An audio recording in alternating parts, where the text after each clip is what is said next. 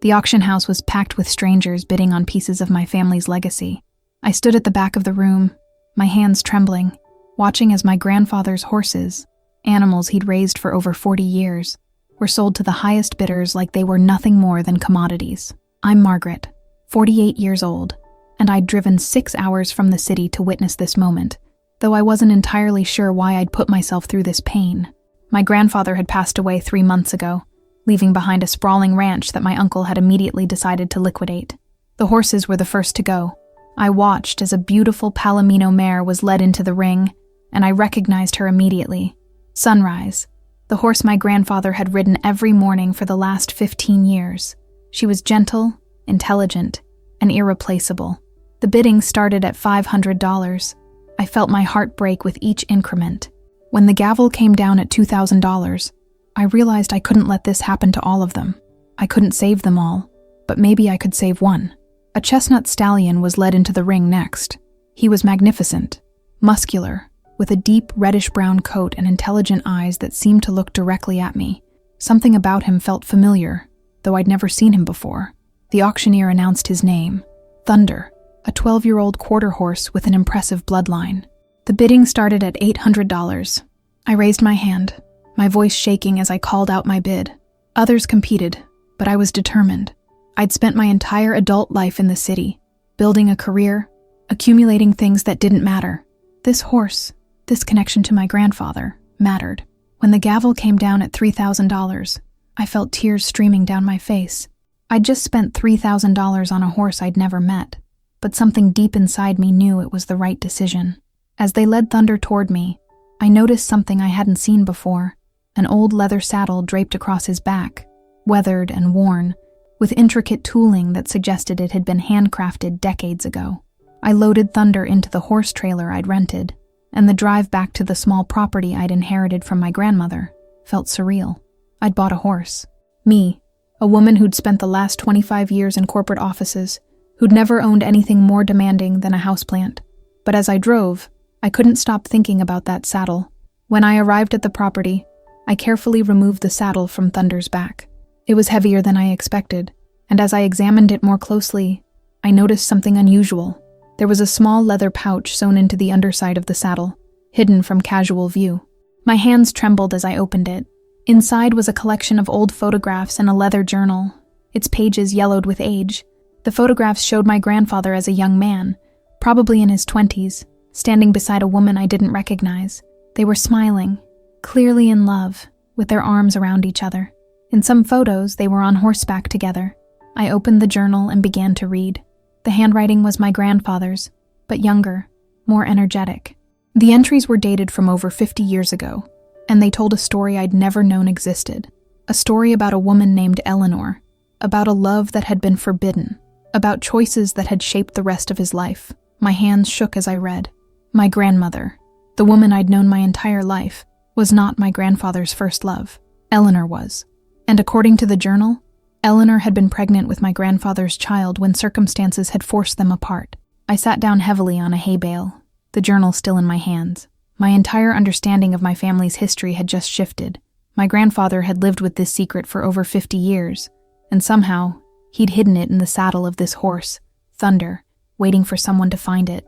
I spent the next week reading through the journal, piecing together the story my grandfather had documented so carefully. Eleanor had been from a different social class, from a family that my grandfather's parents had deemed unsuitable. When Eleanor became pregnant, my grandfather's parents had forced him to choose between his family and his love. He'd chosen his family. It was a decision that had haunted him for the rest of his life, according to the journal entries. He'd married my grandmother, a woman he'd cared for, but never loved the way he'd loved Eleanor. He'd built the ranch, raised children, and lived a respectable life, but he'd never forgotten Eleanor or the child he'd never known. The journal contained Eleanor's last known address, dated from 52 years ago. It was a long shot, but I decided to try to find her. I hired a private investigator, something I never thought I'd do, and gave her all the information I had. 2 weeks later, I received a call. Eleanor was still alive. She was 87 years old and living in a small town in Colorado. The investigator had found her, and she'd been willing to talk to me. I made the drive to Colorado, my heart pounding the entire way. I didn't know what I was going to say to this woman, or what she would say to me. I only knew that my grandfather had wanted someone to know the truth, and he'd chosen me to find it. Eleanor's house was small and neat, with a garden full of wildflowers. When she answered the door, I saw my grandfather in her face, the same sharp cheekbones, the same intelligent eyes. She was beautiful, even at 87, with silver hair and a gentle smile. "You have his eyes," she said, before I'd even introduced myself. "You're Margaret, aren't you? He wrote about you in his letters." I nodded, unable to speak. Eleanor invited me inside, and we sat in her living room while she told me the story that my grandfather had only partially documented in his journal.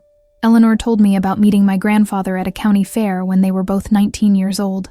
It had been love at first sight, she said. The kind of love that changes your entire life. They'd planned to marry, to build a life together on the ranch. But my grandfather's parents had other plans. They'd arranged for him to marry my grandmother, a woman from a wealthy family whose father owned significant land adjacent to my grandfather's property. The marriage would consolidate their holdings and secure the family's financial future. When Eleanor became pregnant, my grandfather had wanted to run away with her, to build a life together despite his family's disapproval. But Eleanor had refused. She'd known that if he left, he would lose everything: his family, his inheritance, his future. She'd loved him too much to let him sacrifice everything for her, so she'd left. She'd moved to Colorado, had her baby, a son named James, and raised him alone. She'd never told James who his father was, though she'd written letters to my grandfather over the years, letters he'd apparently kept hidden. "I have something to show you," Eleanor said, and she disappeared into a back room. She returned with a photograph album and a stack of letters tied with a faded ribbon. The photographs showed a boy growing up, my grandfather's son, though I'd never known he existed. James looked like my grandfather, had his mannerisms, his way of standing. Eleanor had documented his entire life in photographs, and she'd written letters to my grandfather describing every milestone, every achievement, every moment of James's life. "He became a doctor," Eleanor told me, her voice filled with pride. "He's retired now, living in California with his family. He has 3 children and 5 grandchildren. Your grandfather's bloodline continued, Margaret. He had a son, and that son had children, and those children had children. Your grandfather was a grandfather many times over, and he never knew it." I felt tears streaming down my face. My grandfather had spent his entire life wondering about the child he'd never known, and that child had grown up to be a good man, a doctor who'd helped countless people.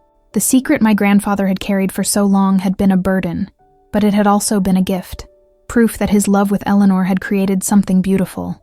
Eleanor gave me James's contact information, and I spent the next week trying to figure out how to approach him.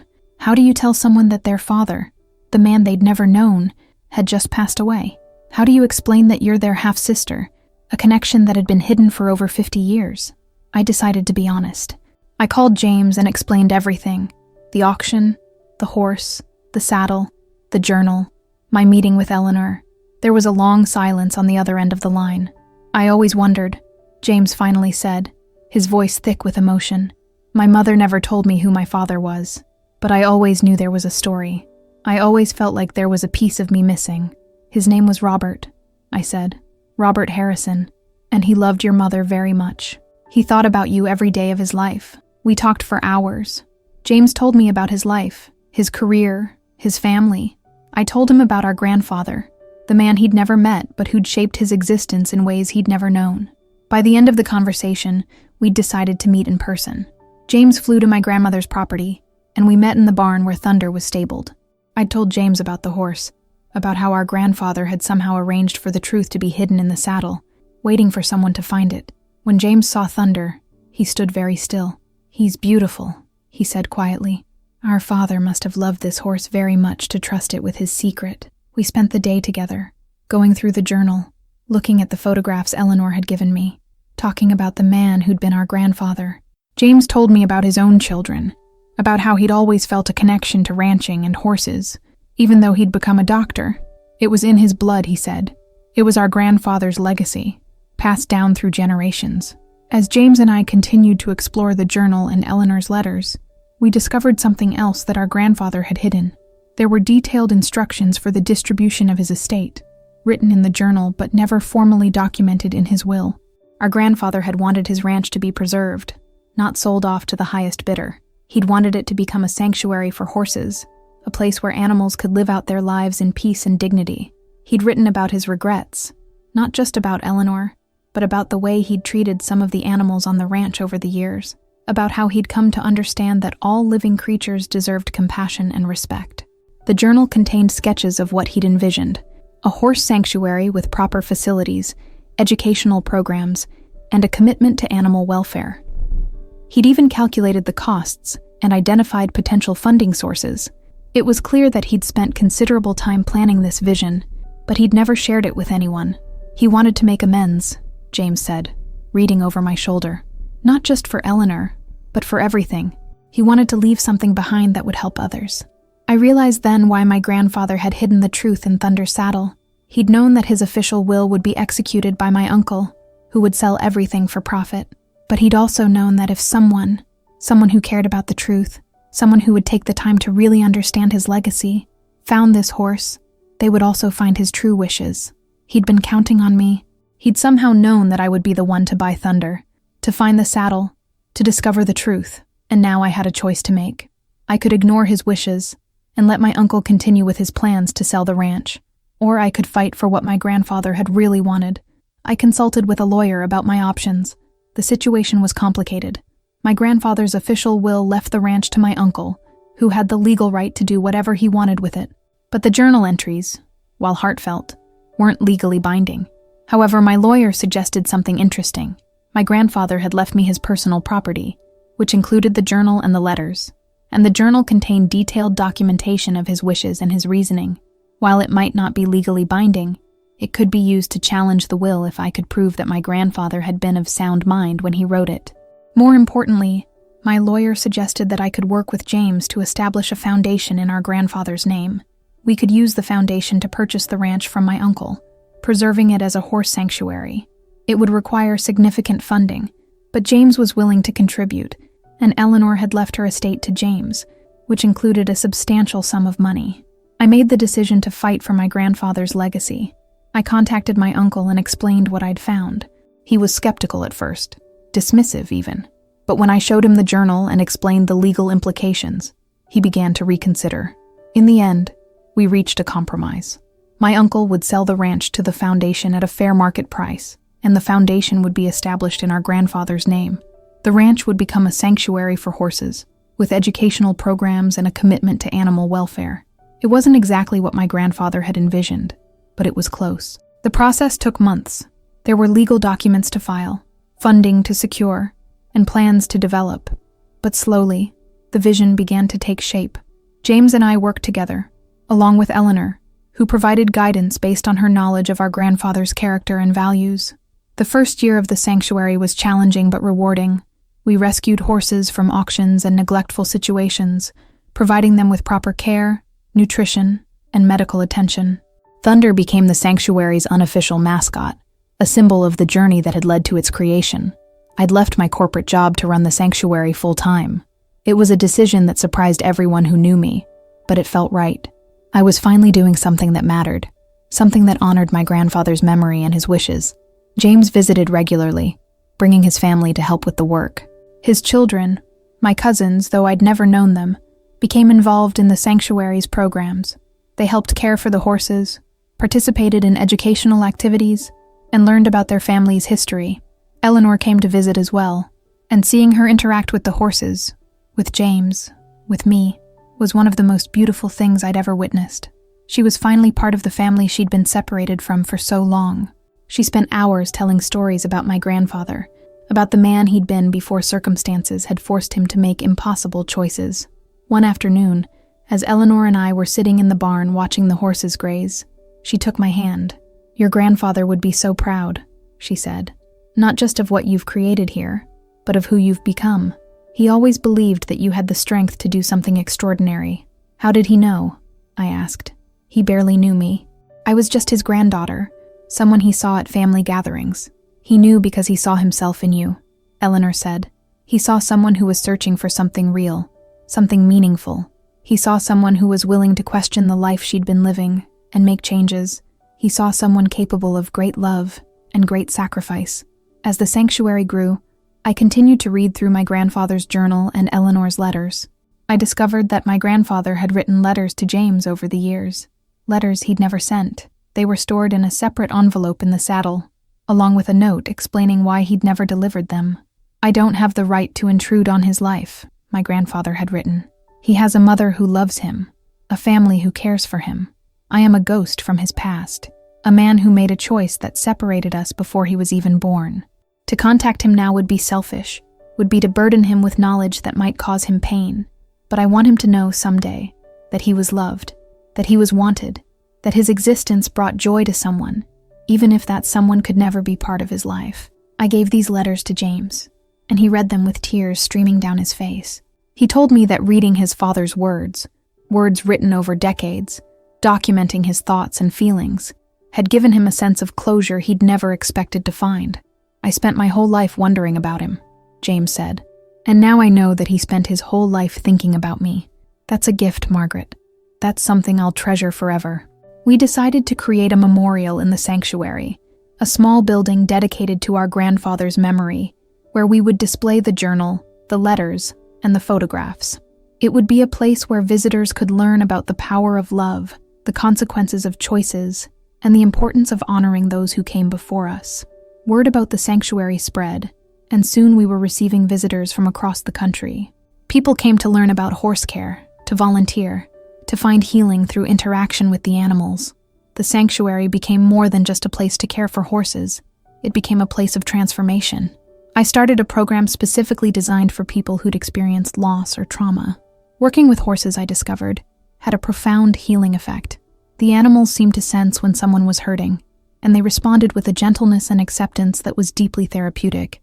One day, a woman came to the sanctuary who'd recently lost her father. As she worked with one of our horses, she began to cry, and the horse, a gentle mare named Sunrise, stood very still, allowing the woman to lean against her and grieve. Watching that interaction, I understood why my grandfather had wanted to create this place. He'd understood that animals could heal in ways that humans sometimes couldn't. The sanctuary also became a center for education about horse welfare and ethical treatment of animals. We partnered with schools and universities, offering programs that taught people about the intelligence and emotional complexity of horses. We advocated for stronger animal protection laws and worked with rescue organizations to save horses from neglect and abuse. James and I established the Robert Harrison Foundation, which provided grants to other animal sanctuaries and rescue organizations. We wanted to spread my grandfather's vision beyond our own property, to create a network of places dedicated to animal welfare and human healing. 5 years after I'd bought Thunder at the auction, we held a special event at the sanctuary. It was a celebration of my grandfather's life and legacy, and we invited everyone who'd been touched by his story. Eleanor, James and his family, my grandmother, who'd eventually come to understand and accept the truth about my grandfather's past, and hundreds of visitors who'd been helped by the sanctuary.